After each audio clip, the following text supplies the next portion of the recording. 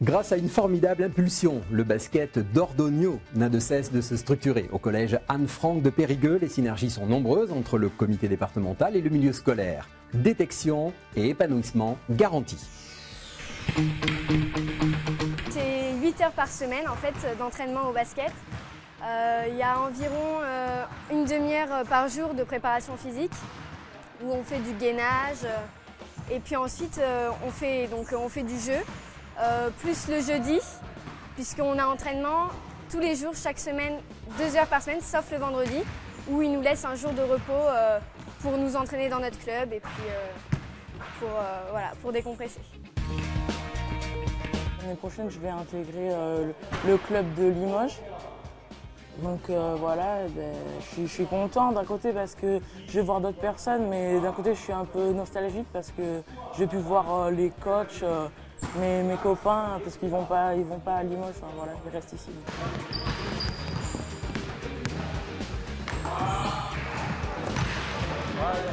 Là il est prêt, Cette structure est labellisée fédération donc, depuis un certain nombre d'années, hein, elle a aujourd'hui 19 ans.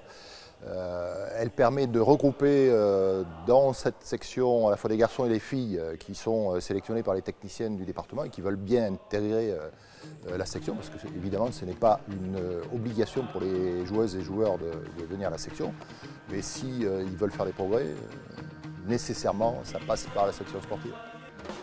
Claquer les appuis pour remonter rapidement, avoir de la vitesse.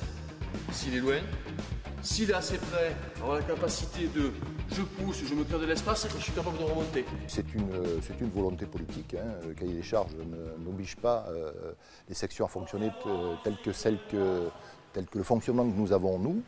Donc nous avons essayé d'innover, d'améliorer le fonctionnement de la section pour permettre aux jeunes d'être dans les meilleures conditions possibles et d'obtenir des résultats sur le plan départemental. C'est le fruit quand même d'un travail qu'on a commencé au mois de septembre sur des fondamentaux très simples. Et là on arrive maintenant à avoir des gamins qui mettent des paniers sur des choses très compliquées. Il faut leur donner le goût déjà du travail. Voilà, quand vous voyez ce que font ces enfants aujourd'hui, ils s'entraînent tous les jours. Donc ça veut dire qu'ils ont une réelle motivation pour vouloir venir tous les jours s'entraîner, c'est un vrai engagement. C'est pas forcément facile tous les jours.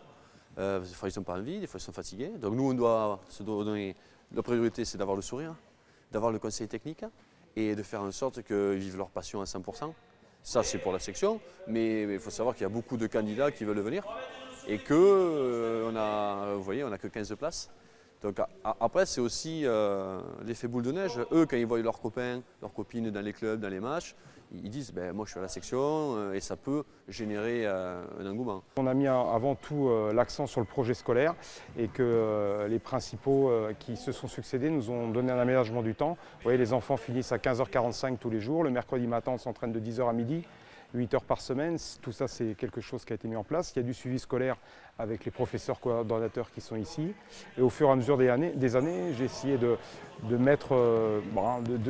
d'atteindre un petit peu, on va dire, du perfectionnement vers le haut niveau, puisque là vous voyez, ils sont avec le préparateur physique, ça c'est une nouveauté cette année. Donc on essaie de donner tous les avantages possibles pour que leur parcours sportif soit le plus équilibré. Il y a certaines générations qui ont eu un petit parcours vers le haut niveau. On peut penser à quelqu'un qui s'appelle Kevin Harley, qui joue actuellement à 18 ans en Pro A à Poitiers, qui a été en sélection d'Aquitaine. On peut penser à Agathe de Gors, qui vient de monter avec Toulouse, qui est en équipe de France des moins de 20 ans, qui a fait le championnat du monde l'année dernière et qui va faire le championnat d'Europe. Et puis là, on a 6 ou 7 garçons et filles qui sont en sélection d'Aquitaine. Donc les résultats sont venus très vite grâce à cette structure. Il faut avoir un bon dossier scolaire. On ne vient pas, ce n'est pas un bon élève. On est obligé d'être bon à l'école. Ça, c'est primordial. Si on n'est pas bon à l'école, de toute façon, on supprime les entraînements basket. S'ils ont réussi à rentrer et qu'après que ça chute au niveau des résultats, là c'est sûr qu'on les enlève de la section et ils font des cours de rattrapage pour le niveau scolaire.